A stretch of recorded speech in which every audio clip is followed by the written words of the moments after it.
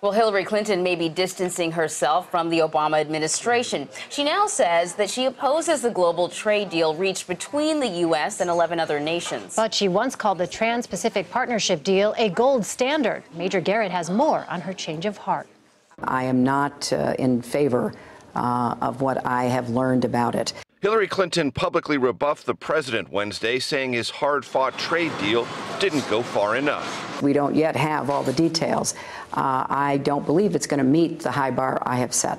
Democratic rival Bernie Sanders, leading Clinton in the early voting state of New Hampshire and a longtime opponent of the 12-nation trade pact, said in a statement he is glad that Secretary Clinton has now come on board, and with her help, he hopes to defeat this agreement. Girding for a potential challenge from Vice President Joe Biden, Clinton has recently relished opposing the Obama administration, calling for a no-fly zone to protect Syrian rebels and faulting the White House for failing to use executive powers to reduce gun violence, slow deportations, and crack down on Wall Street, including calls for financial investigators to prosecute individuals for misconduct. Senior Obama aides described this policy shift as typical political maneuvering. The president said as much about Clinton's call for a Syria no-fly zone. There's a difference between running for president and being president. Clinton bristled at that and said she knows the risks in Syria and sees a need to take more action. And Major Garrett joins us now from Des Moines, Iowa. Major, Hillary Clinton laid the groundwork for the Trans-Pacific trade deal while she was Secretary of State, but many Democrats are against the deal. So how much is politics factoring into this change of heart?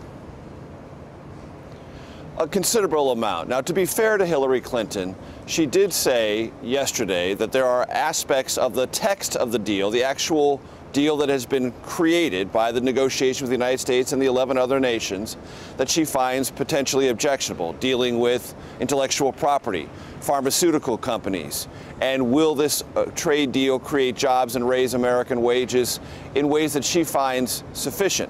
Those are all substantive disagreements that many Democrats have. So to be fair to her, it is worth pointing out that the text is now available, or at least partially available, and there are actual details to sift through. That doesn't, however, eliminate the grander political calculation that Hillary Clinton's campaign has obviously gone through. Hillary Clinton, as Secretary of State, endorsed the concept of the Trans-Pacific Partnership. She endorsed the president's pursuit of that deal, and she endorsed the entire team President Obama put forth to negotiate that deal. All those things are still in place. The president's advocacy, the team he has to negotiate it, and the concept of expanding free trade in this trade zone in the Asia-Pacific region. So for her to reverse herself and say, now it doesn't meet my standard, is political. There are substantive issues to deal with, of course. But the political reality is Hillary Clinton is chasing a Democratic nomination. Organized labor is dead set against the Trans-Pacific Partnership. Bernie Sanders is, Martin O'Malley is, and many of the progressives most likely to show up in early caucus and primary states are either skeptical or dead set against it. So the political calculations are all too real for Hillary Clinton, and she has moved in that political direction, though there is some substantive foundation beneath those objections. Major, there have been new developments with Hillary Clinton's private email server. We've learned that hackers targeted it after she left office. How do you see that playing out on the political stage? So every day it seems, and it's not every day literally, but with great frequency, there are new revelations, new developments about the entire saga related to this homebrewed email server that Hillary Clinton had. And what has been difficult for her is to explain what happened and why, and all the underlying details. She says she's been transparent, she said she has disclosed everything, and yet there are always more revelations. That creates an atmospheric and optical problem, that there's just not enough truth here.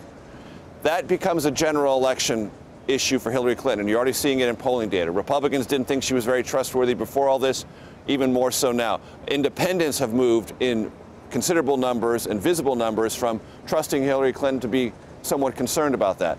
The one group of voters that hasn't really moved on this are Democratic voters. They are not yet convinced or even really curious about whether or not Hillary Clinton did anything wrong or has been fully forthcoming about the email server and all the related questions. That's a plus for her, which means this issue is not cutting where she cares about it most in the moment. Primary and caucus voters in the Democratic Party. So she still has to deal with this issue, but she has to think about it in a broader general election context if she becomes the nominee, because Democrats are not running away from her on this issue. They're much more concerned about her policy positions and her likability, her approachability, what she would do with the presidency if she got the nomination and then the presidency, than this email server issue. But it is one that continues to drag on week after week after week and takes away some focus on the policy issues that she's tried to identify. Major, before you go, have to ask you about being photobombed by Jeb Bush. Do you think he even knew he was photobombing you? Oh, yeah, he certainly does. Now look at the video. 100%. The person who didn't know what was going on, that would be me, because I was on my BlackBerry doing some work. We were right before going on air for evening news last night, right here in Des Moines, and he came out of his campaign headquarters and was like, "Hey, Major, what's going on?" And I'm like, "Oh, wow, there's Governor Bush."